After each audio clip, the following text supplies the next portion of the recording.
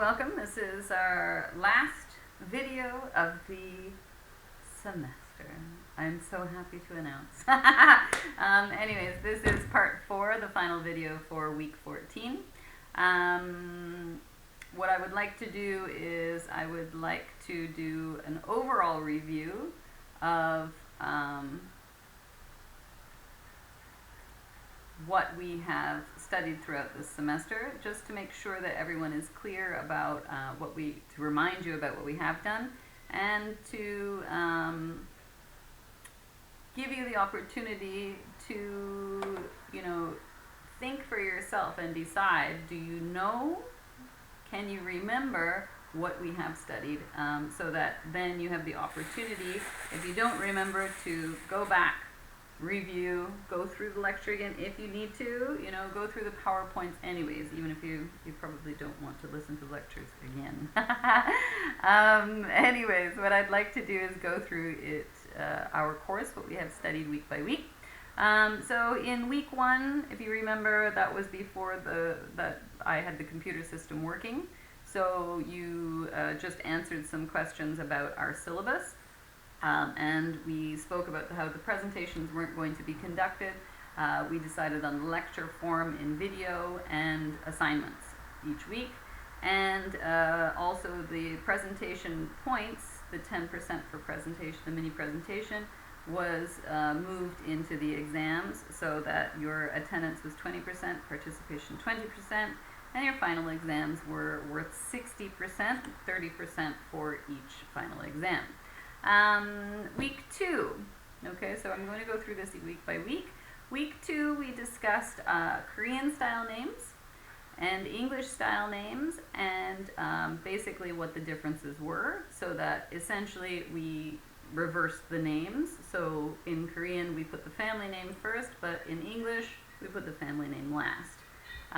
We also discussed interview questions, and in week 3, we looked at English academic basics. So in week 3, the important vocabulary items that we discussed were title, sentence, paragraph, indent, period, and we discussed the block shape, which, if you remember, was that really, really simple, lovely, lovely, lovely shape here. So that we had our indent at the start, and it was all together with, when we stopped the sentence, you only need one punctuation mark at the end of a sentence, by the way. If you put a question mark, we don't need a period also. And then the next sentence begins right beside that last punctuation mark. So we also discussed how to build a paragraph. So we talked about the introduction sentences, detail 1 sentences, detail 2 sentences, detail 3 sentences, and the conclusion sentences. I'm looking now at week 5, our slide 27. So slide 27, I gave you this picture, which I think really effectively explains, our paragraph structure.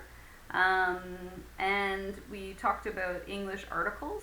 So when we use countable nouns in English, of which 80% of nouns in English are countable, if they are countable, you must use a, un, the, this, that, some determiner, or s.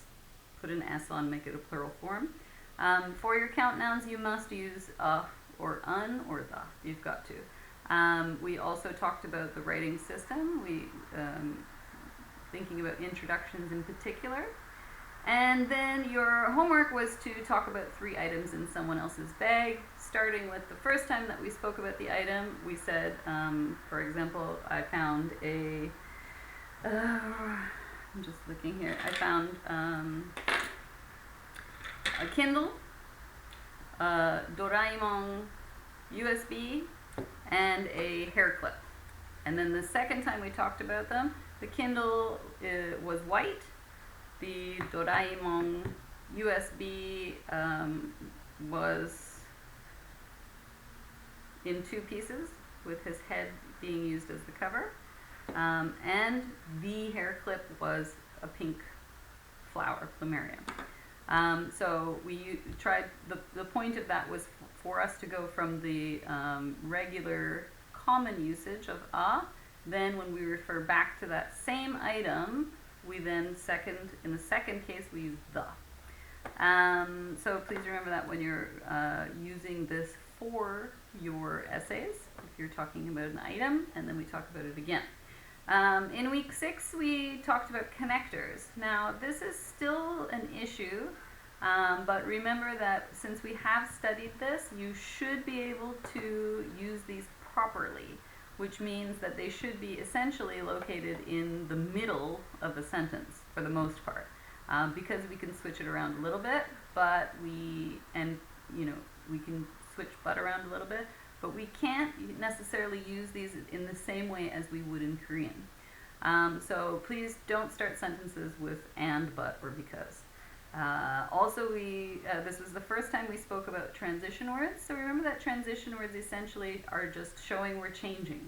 So we're changing topics, we're changing to something new. And we also looked at citing. So we'll review if you don't remember what citing is. Citing essentially shows where you got your information from. If you're talking about a book, what the book is, the title, the name of who wrote it, and who published it, and when it was published, and where. For week 8, we essentially we were practicing writing paragraphs, and the essential point was checking to make sure that we understood how to write good paragraphs, how the structure was formed. So you were to basically think about questions, to interview yourself about a book you chose, and then to write a paragraph about this imaginary interview for why you chose that book, so choosing your details and so on. Also, an important point about this was your brainstorm and organizing your paragraph before you started writing, and of course, to cite your book, so to practice citing again. Week number 9, we looked at different types of interview questions, and we also took a closer look at tenses, so the different tense forms and aspects, and the importance of matching your question and the answer that you want.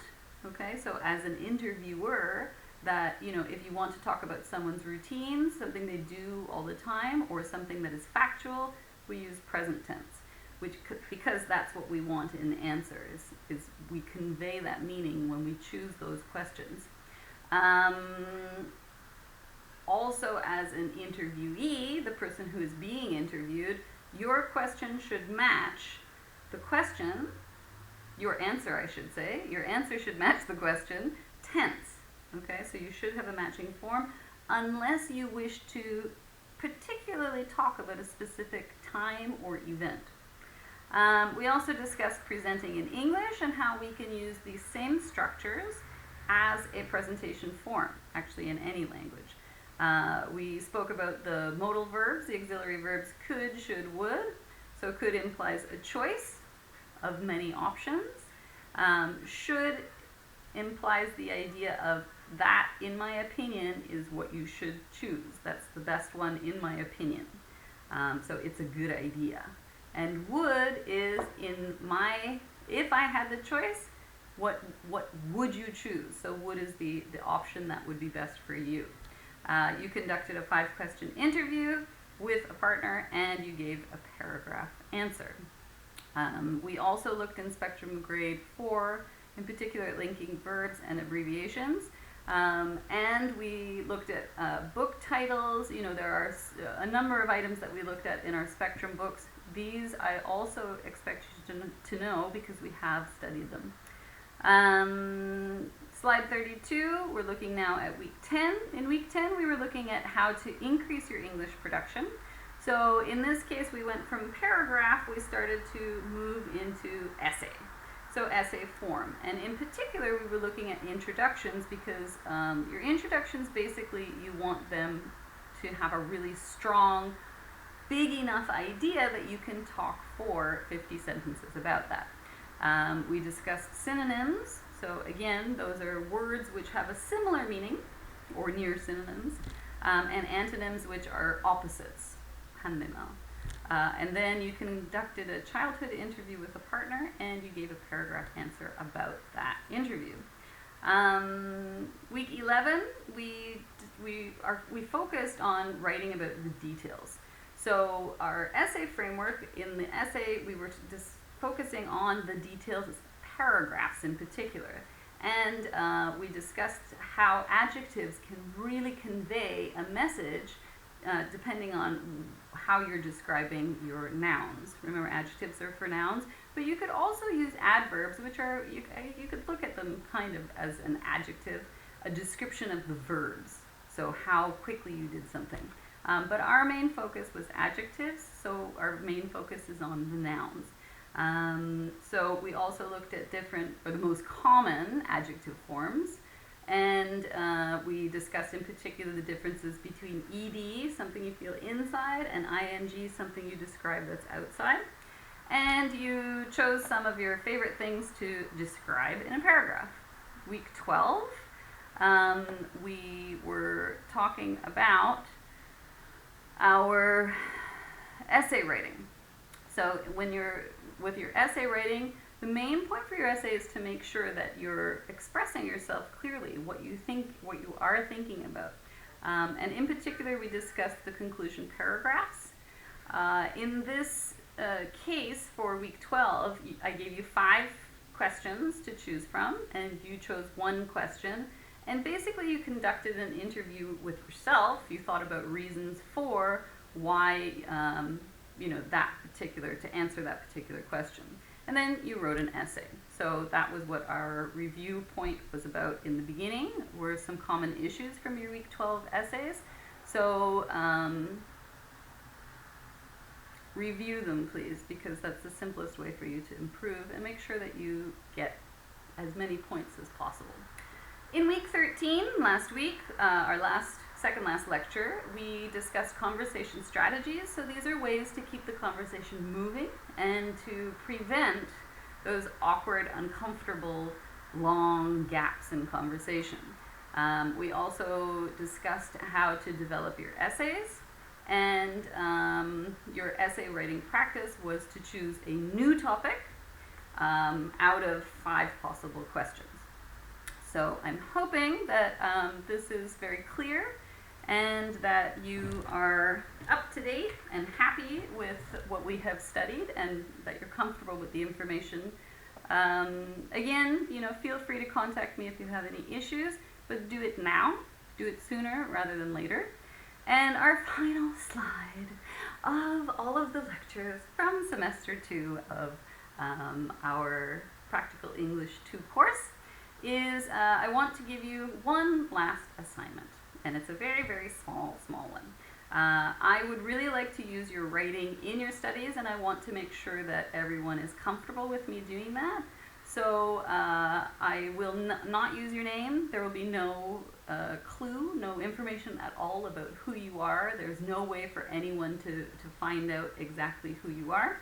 I'll remove all of the information that is in there that could have any relevance to being able to say, oh, it's one student in particular. So what I'd like you to do for your week 14 assignment is, I know I asked you to do it last week, but I really need to make sure, because ethically I should be responsible and ask you very clearly again. If it's okay for me to use your writing in my research, please write, yes, it is okay for Sally Arkley to use my writing in her research, and then write your name and student number at the bottom. You can write it in Korean, in English, both if you like. Both would be wonderful. Or if you are uncomfortable, I don't see why you would be, but of course there's no problem, there's no stress. If you are uncomfortable and you don't want me to include your writing in my research, please write, no, it is not okay for Sally Arkley to use my writing in her research. Write your name and your student number, and I will not use your writing whatsoever in my research. But I would really appreciate it if you do let me. Again, I want to say thank you for being such lovely, patient students, and for being so wonderful. It's a shame that we weren't able to meet in person, but maybe one day, hopefully the coronavirus will slowly die down, and we'll figure out a way to get everyone back on campus. So I wish you the best of luck on your exams. I hope you do really well, and I hope that you have a safe and happy winter vacation. Bye-bye.